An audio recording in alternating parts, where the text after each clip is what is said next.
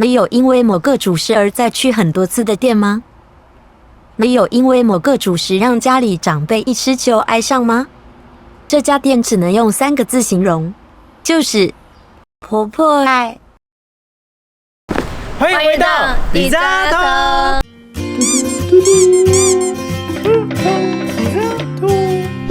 我是娇娇，我是婷婷。你知道今天要吃什么吗？我知道。你知道你就讲啊。韩风1080。韩风1080哦，对啊，今天就是要吃那个。那你知道1080是什么意思吗？我知道韩风应该是韩国的意思。才不是，是适合10岁到80岁的朋友都可以来吃。这不管啊，反正今天为什么要跟你介绍这一家啊？因为它是全新竹哦。那么夸张？对，真的很夸张。全新竹最好吃的一家石锅拌饭，而且还有一个重点哦，它是素食。你有吃过素食可以吊打你们荤食的吗？还非常的好吃。今天赶快让我们一起去，好不好？好，我都快饿死了。对，我们现在菜都上齐啦，然后我点的是酸白菜，我点的是泡菜石锅拌饭。这边还有卖锅啊，所有东西都是素食，包含什么小菜啊。素补是吗？对啊，就是每次会去到那个市场吃的不是会有那个什么海带，加上那个竹笋。去韩国吃烧烤吃什么就一定要加一个萝卜，你知道它做什么用的吗？不是啊，是解腻，它可以帮助解腻。好酸啊！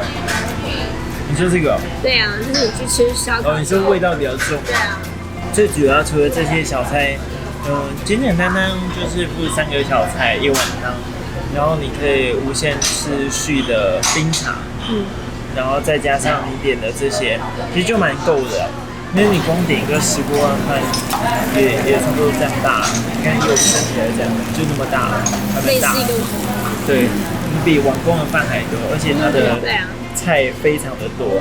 如果是小2位的话，可能就2个人吃1个就好。对啊，只是我们都还是会各点一个。你看这里一定要加这个，看个人啊。这是芝麻酱，这个味道我觉得有点像你知道小红牛的那个芝麻酱，对，我就一定。芝麻酱好吃吗？我觉得蛮好吃的我会加很多只是相对的这个热量非常高，请自行酌量，对。好吧。然后这样拌一拌，再加一点辣椒酱。你帮我拿辣椒。哇，你的综合口味哦。对啊，它这一家我们很喜欢的，还有一点是因为它的菜非常的多。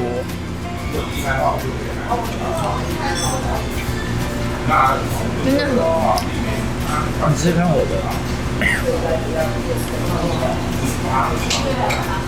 是真的菜很多。对。然后每一口咬下去都脆脆的。你吃起来就算有加肉，但是它会素的，而且你是吃荤的有加肉的，会吃起来素的，就好像少了点什么，你知道吗？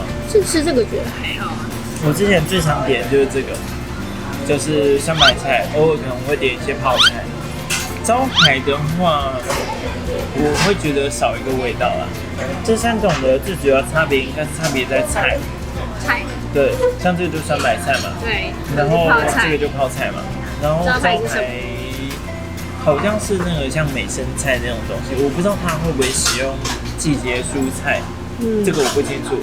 对，因为这也是蛮久一阵子来的，而且就像标题上所说的，这家我每次都因为我非常喜欢吃，我们常常会来，再加上说我们吃那么多家。全新竹我们吃那么多家也不算很多大概至少3到4家可以评估一下3到4家，然后吃我觉得这一家是最好吃。然后我最近很惊讶，这是素的。对啊，对，是素食。很少会有素食的韩国料理。哦，对，韩国料理真的蛮少。这家刚刚提到说，除了这个石锅拌饭以外，还有另外一个是锅物嘛。锅物的部分，我个人来讲，你们可以自己实际点点看。对我个人，我是比较喜欢吃石锅拌饭，因为锅对我来讲就是比较普通一点。对，普遍这样。就是比较普遍了。我觉得最有特色的是这个石锅拌饭，所以我非常推荐。而且再跟你们说一次哦，是全新竹我觉得最好吃的石锅拌饭。太夸张了吧？因为我目前吃到那么多家，也不能算多啊，就是3到4家，然后我觉得最好吃的一个，对。因为我觉得韩国的石锅拌饭都一定要加那种长芽的豆芽。其实我自己本身不是很喜欢吃生的那种长芽的豆芽。你说那个像绿豆芽这种？对啊，所以我觉得很匪夷所思，为什么韩国人都会喜欢吃？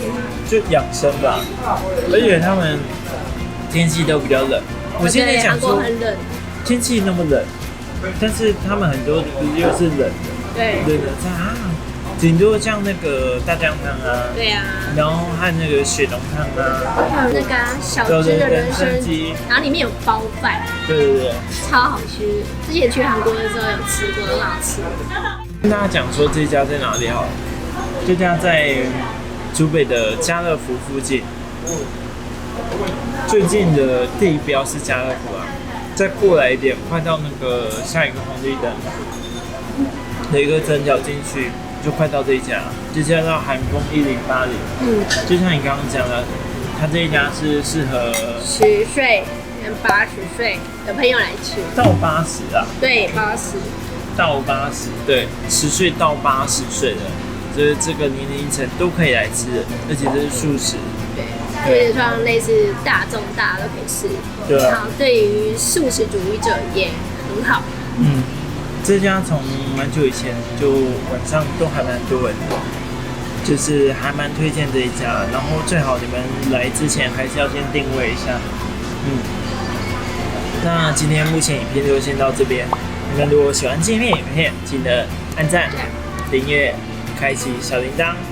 然后今天影片就先这样咯，拜拜。